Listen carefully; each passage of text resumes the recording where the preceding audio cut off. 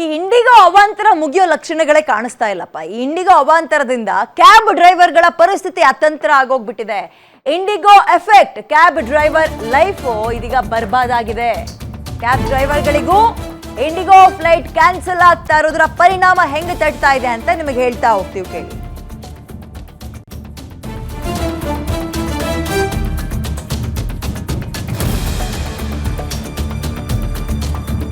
ಕೆಂಪೇಗೌಡ ವಿಮಾನ ನಿಲ್ದಾಣದಲ್ಲಿ ಕ್ಯಾಬ್ಗಳು ಖಾಲಿ ಖಾಲಿ.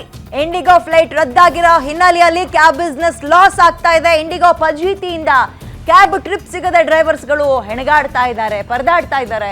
ದೇವನಹಳ್ಳಿಯ ಕೆಂಪೇಗೌಡ ವಿಮಾನ ನಿಲ್ದಾಣದಲ್ಲಿ ಈ ದೃಶ್ಯಗಳು ತುಂಬಾ ಕಾಮನ್ ಆಗಿ ಇತ್ತೀಚೆಗೆ ಗಮನಿಸಬಹುದು. ಕಳೆದ 4-5 ದಿನದಿಂದ ಗ್ಯಾರಂಟಿ ನ್ಯೂಸ್ ನಲ್ಲಿ ಕ್ಯಾಬ್ ಡ್ರೈವರ್ಗಳ ಗೋಳಾಟದ ಗ್ರೌಂಡ್ ರಿಪೋರ್ಟ್ ನಿಮ್ಗೆ ಗಮನಕ್ಕೆ ತರ್ತೀವಿ. ನೋಡಿ, ಇದೊಂಥರ ಚೈನ್ ಲಿಂಕ್ ಇದ್ದಂಗೆ.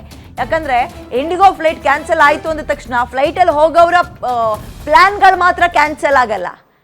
ಅವ್ರು ಅಲ್ಲೇ ಕಾಯ್ತಾ ಇರ್ತಾರ. ಈಗ ಫ್ಲೈಟ್ ಹಾರಾಟ ಮಾಡ್ತಾ ಇಲ್ಲ, ಸೊ ಆ ಕಡೆಯಿಂದ ಬರುವಂತಹವರ ಪ್ಯಾಸೆಂಜರ್ಸ್ಗಳ ನಂಬರ್ಸ್ ಕೂಡ ಇಲ್ಲ. ಕ್ಯಾಬ್ನವ್ರು ಏನ್ ಮಾಡ್ತಾರೆ, ಕಾಯ್ತಾ ಇದ್ದಿದ್ದೆ ಅವ್ರ ಪ್ಯಾಸೆಂಜರ್ಗಳು ಬರ್ತಾರೆ, ಕರ್ಕೊಂಡು ಹೋಗೋಣ, ಎಲ್ಲ ಹೇಳ್ತಾರೆ ಅಲ್ಲಿ ಡ್ರಾಪ್ ಮಾಡೋಣ ಅಂತ.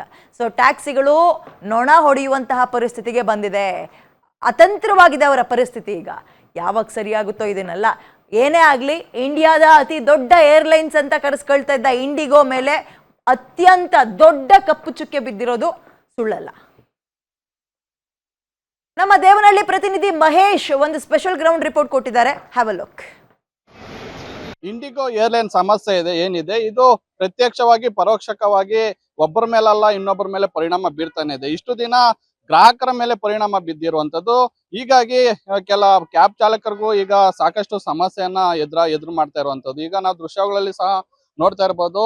ಕೆಂಪೇಗೌಡ ಅಂತಾರಾಷ್ಟ್ರೀಯ ವಿಮಾನ ನಿಲ್ದಾಣ ಏನಿದೆ, ಇಲ್ಲಿ ಸಾಕಷ್ಟು ಕ್ಯಾಬ್ಗಳು, ದಿನಕ್ಕೆ ಸುಮಾರು ಸಾವಿರಾರು ಸಂಖ್ಯೆಯಲ್ಲಿ ಕ್ಯಾಬ್ಗಳು ಓಡಾಡ್ತಾ ಇದಾವೆ. ಈ ನಿಟ್ಟಿನಲ್ಲಿ ಏನು ಭಾರತದ 60% ಹೆಚ್ಚು ಬಹುಪಾಲು ಶೇರ್ ಅನ್ನ ಹೊಂದಿರುವಂತ ವಿಮಾನಯಾನ ಸಂಸ್ಥೆ ಅಂದ್ರೆ ಅದು ಇಂಡಿಗೋ ಸಂಸ್ಥೆ.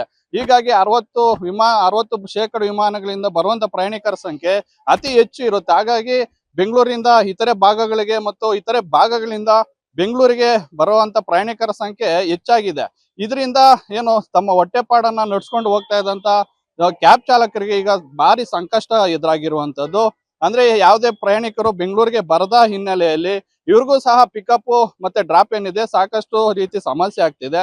ಮತ್ತೆ ಹೆಚ್ಚಿನ ಈ ಹಿಂದೆ ಇದ್ದಂತ ದಿನಗಳಲ್ಲಿ ಸುಮಾರು ದಿನಕ್ಕೆ 4ರಿಂದ 5 ಟ್ರಿಪ್ಗಳನ್ನ ನಾವು ಮಾಡ್ತಾ ಇದ್ವಿ. ಆದ್ರೆ ಈಗ ಇಂಡಿಗೋ ಸಮಸ್ಯೆಯಿಂದ ಕೇವಲ ಒಂದು ಟ್ರಿಪ್ ಸಿಗುವಂತ ನಿರೀಕ್ಷೆ ಕೂಡ ನಮ್ಮಲ್ಲಿ ಇಲ್ಲ ಅಂತ ತಮ್ಮ ಅಳಲನ್ನ ತೋಡ್ಕೊಂತ ಇದ್ರೆ. ಈಗ ನಮ್ ಜೊತೆ ಟ್ಯಾಕ್ಸಿ ಚಾಲಕರು ಇದ್ದಾರೆ, ಅವ್ರನ್ನೇ ಮಾತಾಡಿಸ್ತಾ ಹೋಗ್ತೇನೆ.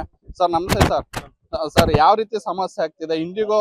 ಈ ಸಮಸ್ಯೆಯಿಂದ ನಿಮ್ಗೆ ಯಾವ ರೀತಿ ಪ್ರಾಬ್ಲಮ್ ಆಗ್ತಿದೆ? ಇದು ಒಂದು 5ರಿಂದ 6 ಸಾವಿರ ಸಂಪಾದನೆ ಮಾಡ್ತಿದ್ದೋ, ಇವಾಗ 2-2.5 ಸಾವಿರ ಸಂಪಾದನೆ ಆಯ್ತಾ ಇರೋದೆ. 24 ಅವರ್ಸ್ಗೆ 2-2.5 ಸಾವಿರ ಸಂಪಾದನೆ ಮಾಡ್ತಾ ಇರೋದೇ ಕಷ್ಟ.